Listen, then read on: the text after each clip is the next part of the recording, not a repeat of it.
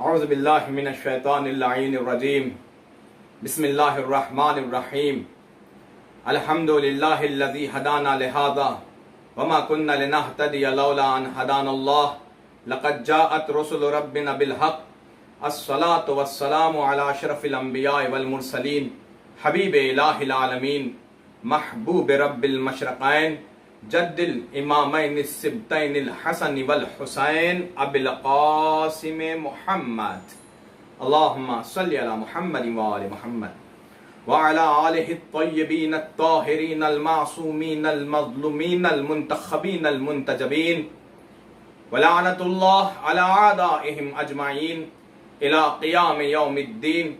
اما بعد فقد قال اللہ تبارک و تعالی فی القرآن الحمید وهو أصدق الصادقين وقوله الحق.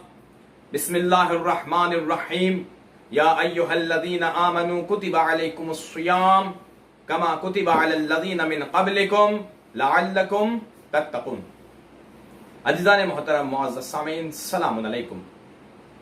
سب سے پہلے آپ حضرات کی خدمت میں ولادت نور چشم زہرا فرزند علی و مصطفیٰ کی مبارکباد پیش کرتا ہوں، اور ہم سب مل کر اس مبارکباد کو خصوصی طور پر امام وقت امام عصر کی بارگاہ میں پیش کرتے ہیں اور دعا کرتے ہیں کہ امام عیدی میں ہمارے گناہوں کو معاف فرمائیں. جیسا کہ پچھلی تقریر میں حضرت امام موسیٰ کاظم علیہ السلام کی حدیث کی روشنی میں ہم نے یہ جانا کہ قرآن کے دو پہلو ہیں، ایک ظاہر ایک باطن. ظاہر قرآن احکامات کو بیان کرتا ہے اور باطن قرآن فضائل محمد و آل محمد کا ذکر کرتا ہے. ماہ مبارک رمضان کی 15ویں تاریخ ایسی تاریخ ہے جس میں وہ امام آغوش فاطمہ زہرا میں جلوہ افروز ہوئے، جو کائنات آدم و عالم میں سب سے پہلا ایسا امام ہے، ایسا معصوم ہے جس کے ماں اور باپ دونوں معصوم ہے، منصوص من اللہ ہے. علی و زہرا کے گلشن کی ایسی پہلی بہار ہے جس نے سورہ کوثر کو زندگی اور تفسیر بخش دی ہے. خانہ رسالت میں آپ کو روشن کر دیا ہے. سلطنت حسن کا ایسا بادشاہ کہ جس کے صدقے میں اللہ نے نظام عالمین کو برقرار رکھا ہے. حسن کی عظمت بڑھانے کے لیے حسن کے پیش کو زبر سے تبدیل کر دیں تو حسن کہلائے. عزیزوں، دستور یہ ہے جب کسی کے پاس ولادت ہوتی ہے تو دیکھا گیا کہ گھر کے بزرگ اور بڑے نام رکھائی کی رسم کو انجام دیتے ہیں، لیکن محمد مصطفیٰ صلی اللہ علیہ وسلم کے گھرانے کا دستور علیحدہ ہے، جدا ہے. کیونکہ اہل بیت علیہ السلام کے گھرانے کا دستور یہ ہے کہ نام رکھائی کے لیے بھی مرضی الہی کے منتظر ہوتے ہیں. اگر جملے بدل کے کہوں تو بات یوں واضح ہوگی کہ محمد اور آل محمد کے گھرانے میں سانس بھی مرضی پروردگار کے مطابق لی جاتی ہے. اس گھر میں ہر چیز کو حکم پروردگار کے مطابق انجام دیا جاتا ہے.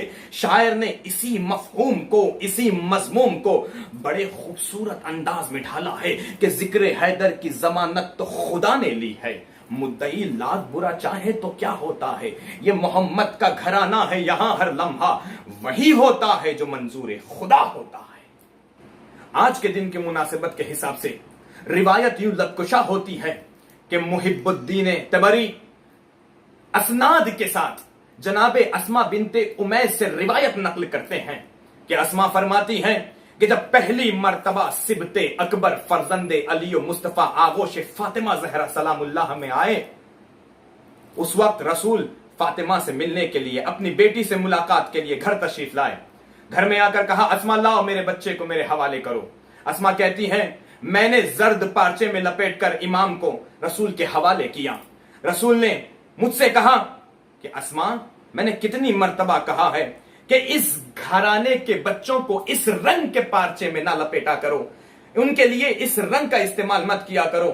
اسما نے کہا، پھر میں نے سفید پارچے میں لپیٹ کر فرزند رسول کو رسول کے حوالے کیا. رسول نے آغوش میں لیا، اذان و اقامت کہی.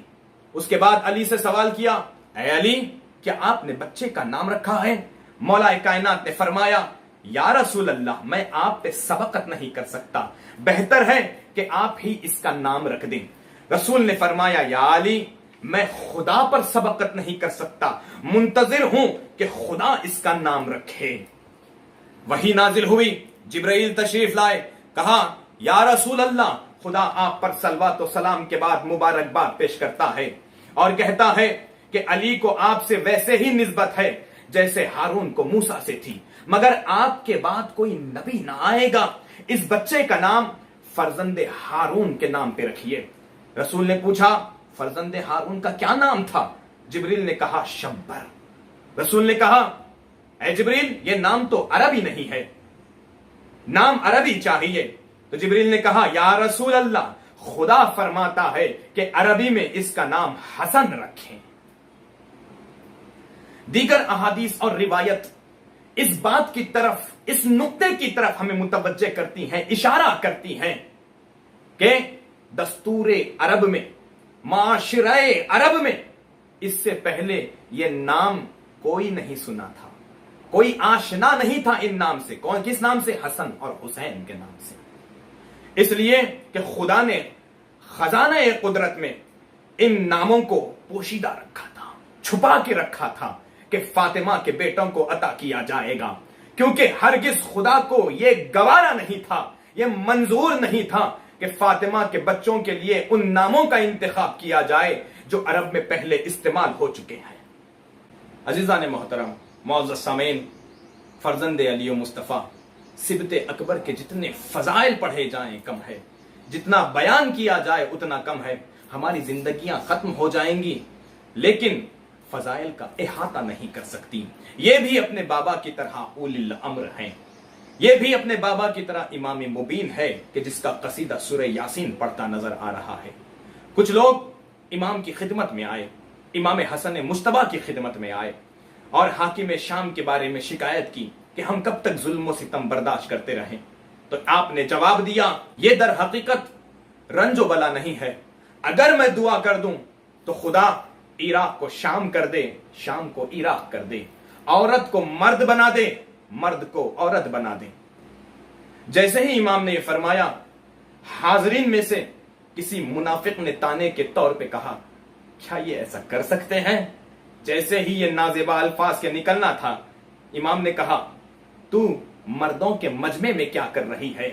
جیسے ہی حسن مجتبیٰ کی زبان سے یہ الفاظ نکلے، مردانگی نزاکت میں بدل گئی، نشیب فراز سے بدل گئے، فراز نشیب سے بدل گئے۔